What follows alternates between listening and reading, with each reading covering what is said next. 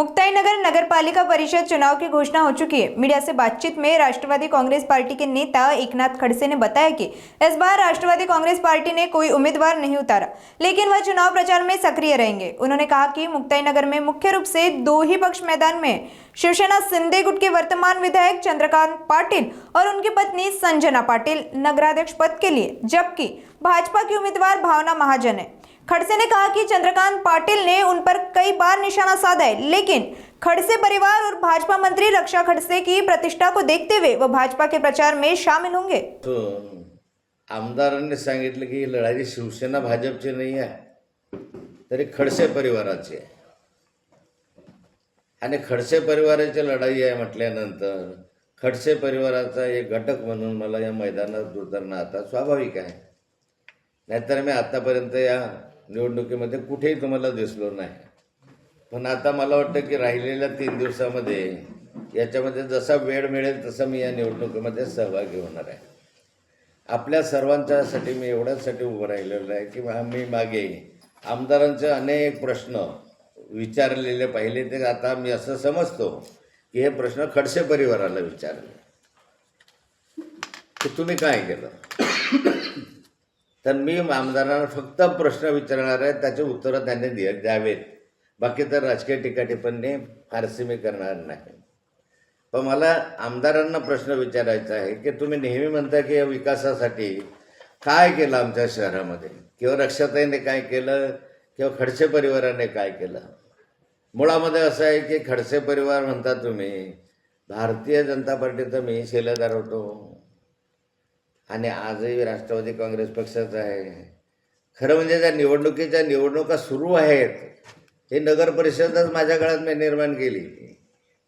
हे नगर परिषद निर्माण केली नसती तर कदाचित ग्रामपंचायतीच्या निवडणुकांमध्ये तुम्हाला सहभागी व्हावं लागलं।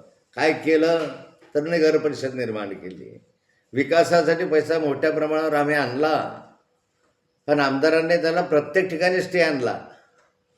आता या ठिकाणी पाणी पुरवठा योजनेसाठी 32 कोटी रुपयाची योजना आम्ही मंजूर केली। 32 कोटी 14 लाख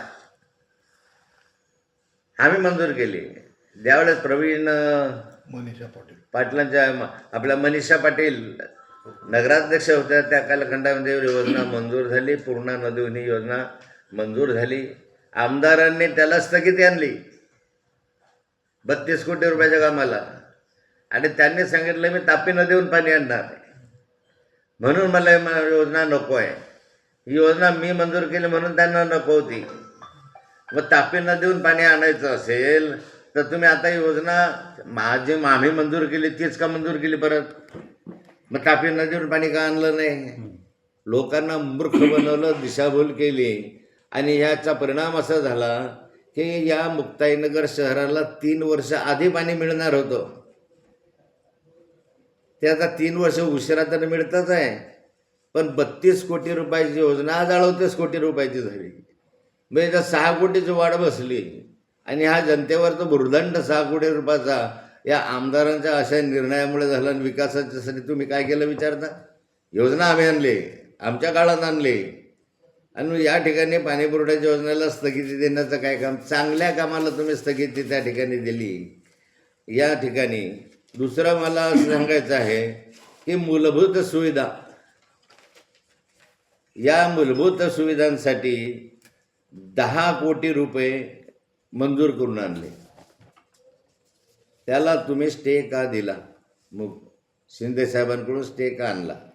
10 कोटी रुपयाचे कामं आम्ही मंजूर केलेले थांबले। या शहरातले नगरपंचायत बोदवडच्या संदर्भामध्ये आणि मुक्ताईनगरला 5 कोटी रुपये आम्ही त्याच्यामध्ये नागरी सुविधांमधून आणले होते। त्या 5 कोटी रुपयाला आमदारांनी शिंदे सरकार असताना स्थगिती द्यायला लावली। अल्पसंख्याक मुस्लिम मंडळीसाठी, अल्पसंख्याकांसाठी बोदवड आणि मुक्ताईनगरला 1-1 कोटी रुपये शादी हॉलसाठी मंजूर करून आणले। अल्पसंख्याकाचे 1 कोटी रुपये होते, मुस्लिमांचे 1 कोटी रुपये होते, बोदवडला 1 कोटी आणि मुक्ताईनगरला 1 कोटी। तुम्ही या अल्पसंख्याकाच्या 1-1 कोटी रकमेला स्थगिती का आणली?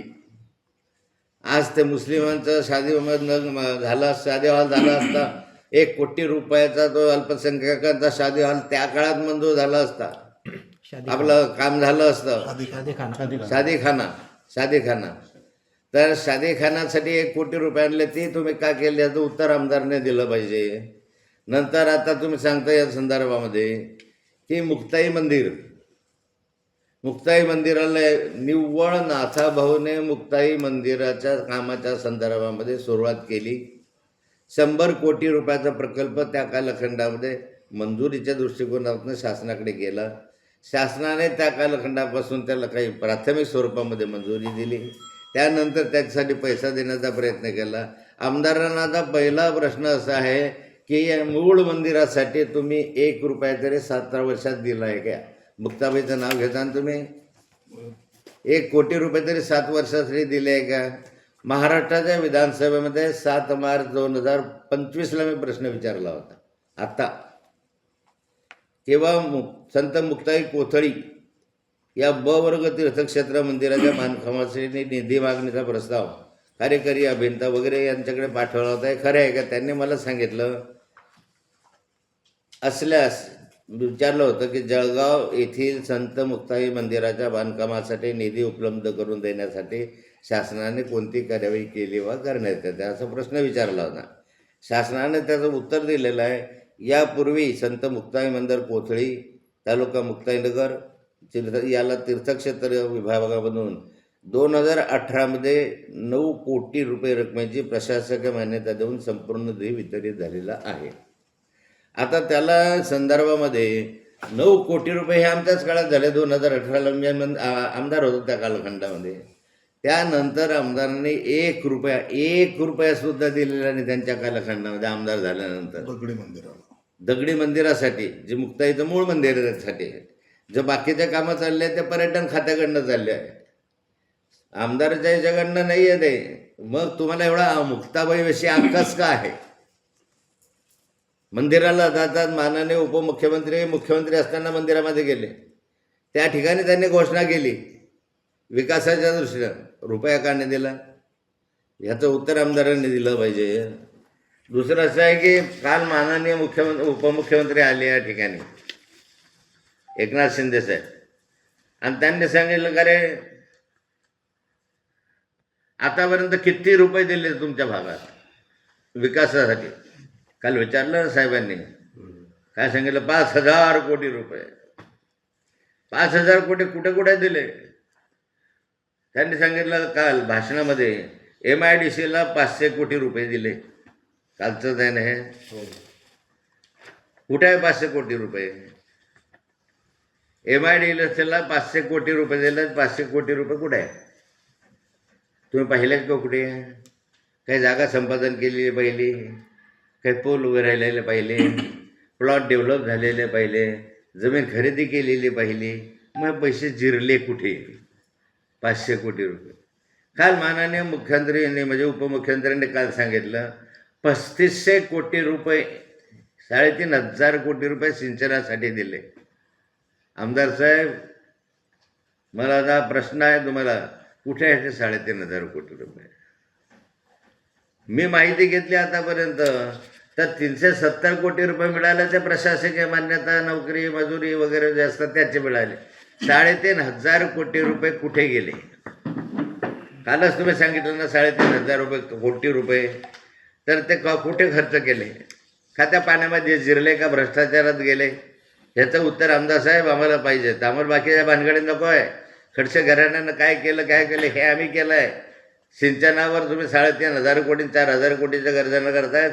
सिंचनाला मंजुरी नाथाभाऊनं दिली आहे म्हणून सिंचन व्यवस्था सुरू आहे, कामं सुरू आहेत. त्याच्या संदर्भामध्ये तुम्ही म्हणतात वक्फ बोर्डाच्या संदर्भामध्ये मुक्ताई नगरला वक्फ बोर्डाला 12 कोटी दिले असं काल माननीय शिंदे साहेब म्हणाले. कुठे आहे 12 कोटी रुपये? 1 रुपया सांगा, 1 रुपया वक्फ बोर्डासाठी दिलं मुक्ताईला. दिशाभूल करता मुस्लिमांचा. आमच्याकडे मुस्लिम यावे म्हणून खोटं बोलतात. तुम्ही उत्तर द्या की 12 कोटी रुपये कुठे गेले त्या संदर्भामध्ये. आणि यामधून तुम्हाला वॉटर पार्कला निधी नाही. केवढं मोठं वॉटर पार्क सुरू आहे. 1 रुपया आमदारांनी या 7 वर्षात त्या वॉटर पार्कला दिलेला नाही. मग आता मंजूर केलेल्या कामांना तुम्ही का स्थगिती आणता? अल्पसंख्याकांचा पॉलिटेक्निक 100 कोटीचा प्रकल्प आहे या ठिकाणी अल्पसंख्याक समाजासाठी बांधून तयार आहे सारं सारं.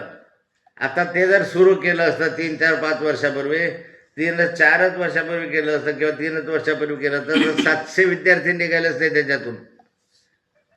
अल्पसंख्याक समाजाचे 700 विद्यार्थी आणि विद्यार्थिनी त्या ठिकाणी इंजिनियर झाल्या असत्या. निव्वळ नाथाबोने प्रकल्प केला म्हणून तुम्ही त्याला रुपया दिला नाही. का दिला नाही? हे विकासाचे कामं नाही आहेत, हे अल्पसंख्याकाचे कामं नाही आहेत. हे अल्पसंख्याकांवर अन्याय करणार आहे.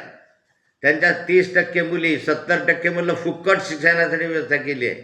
1 रुपया मुस्लिम समाजाला त्या ठिकाणी लागला नसता, 1 रुपया नाही. 700 विद्यार्थी आज इंजिनियर झाले असते मुस्लिम समाजाचे, अल्पसंख्याक समाजाचे. तुम्ही का नाही होते याचं उत्तर पाहिजे मला. नुसत्या गप्पा करत राहता, सांगत राहता. मुस्लिम महिलांच्या संदर्भात कृषी महाविद्यालय, आपलं कृषी महाविद्यालयाच्या संदर्भामध्ये मी पाणी पुरवठा योजनेला मंजुरी आणली, म्हणजे पाणी पुरवठा करावा म्हणून प्रस्ताव दिला. आजपर्यंत पाणी पुरवठ्याचा प्रस्ताव समजा मंजूर नाही आहे. मग का मंजूर नाही आहे? ते काय घरचं काम आहे का माझ्या? ॲग्रिकल्चर कॉलेजला पाणी असल्याशिवाय बाकीचं होऊ शकत नाही. आणि त्याच्यासाठी आम्ही पाणी पुरवठा योजनेचा त्या काळात प्रस्तावासाठी पाठवला धरणावरून. का केलं नाही तुम्ही त्या संदर्भामध्ये?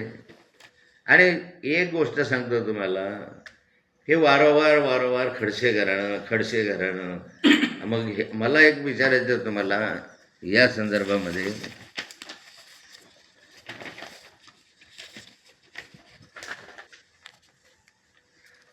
कुणाची गुंडगिरी आहे? नाथाभाऊचे गुंड 2 नंबरचे धंदे कुणाचे आहे?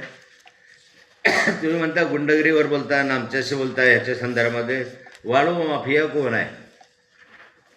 आमदार साहेब उत्तर द्या की भाजपचे वाळू माफिया आहे, काँग्रेसचे आहे, राष्ट्रवादीचे आहे, कुणाचे वाळू माफिया आहे? जवळपास सारे कार्यकर्ते तुमचे आहेत वाळू माफियाच्या संदर्भामध्ये. पकडले गेले शिवसेनेच्या बोर्डासहित केरळाला. गाडीवर शिवसेना असं लिहिलेलं आहे. त्याच्यावरून आता तुम्हाला नाही म्हणता येणार नाही की शिवसेनेचे नाही आहेत. सगळे वाळू माफियाचे धंदे तुमचे. सगळ्या कार्यकर्त्यांनी डंपर घेतले. एकाएकी सगळ्या शिवसेनेच्या कार्यकर्त्यांकडे डंपर आले कसे? कोट्यावधी रुपयाची मालमत्ता यांच्याकडे कशी आली? या वाळूच्या माध्यमातून, मुरमाच्या माध्यमातून हे करायचं. रेतीचा डंपर सगळे कार्यकर्ते कुणाचे? ठेके कुणाचे? आमदार साहेब ठेके कुणाचे? वाळूच्या संदर्भामध्ये असेल, मुस्लिम समाजाच्या अमीनवर कुणी हल्ला केला? गावामध्ये गोंधळ करण्याचं काम तुम्ही करता. जो अमीन आहे नगरसेवक, त्याच्यावर हल्ला कोणी केला? तुम्हीच केला ना. या संदर्भामध्ये मुक्ताईनगर यात्रेमध्ये मुलींची छेडखानी कोणाच्या कार्यकर्त्यांनी केली? कोण कार्यकर्ते होते? कुणाचे होते कार्यकर्ते? आणि इतक्या कमी वर्षात तुमच्या संपत्तीमध्ये एवढी वाढ कशी काय झाली? काही प्रश्नांची उत्तरं तर तुमच्याकडून अपेक्षित आहे. तुम्ही येताना म्हणाले होते की माझ्याकडे काहीच नाही, आणि आज अब्जावधी रुपयाची तुमच्याकडे किंमत कशी झाली मी समजू शकत होतो की त्या कालखंडामध्ये शिंदे सरकारच्या 50 खोक्याच्या माध्यमातून तुमची सुरुवात झाली. पण 50 खोक्याच्यावरून आता पाहिलं तर इतक्या मोठ्या प्रमाणाची प्रॉपर्टी आली कशी काय? मला या प्रश्नांचे उत्तर आमदार साहेबांकडून पाहिजे. नंतर त्यांच्याकडून उत्तर आल्यानंतर उद्या मी परत त्याच्यावर सांगेल. परत पुढची माहिती मी तुम्हाला उद्या देईल, परवा देईल. मी आता निवडणुकीमध्ये प्रत्यक्ष सहभाग घ्यायचं ठरवलेलं आहे. त्यामुळे जे काही मला करता येईल आता ते मी करेल. मी आत्तापर्यंत या निवडणुकीमध्ये नव्हतो, परंतु खडसे घराण्याशी लढाई आहे असं सांगितल्यामुळे मी आता या लढाईमध्ये उतरलेलो आहे.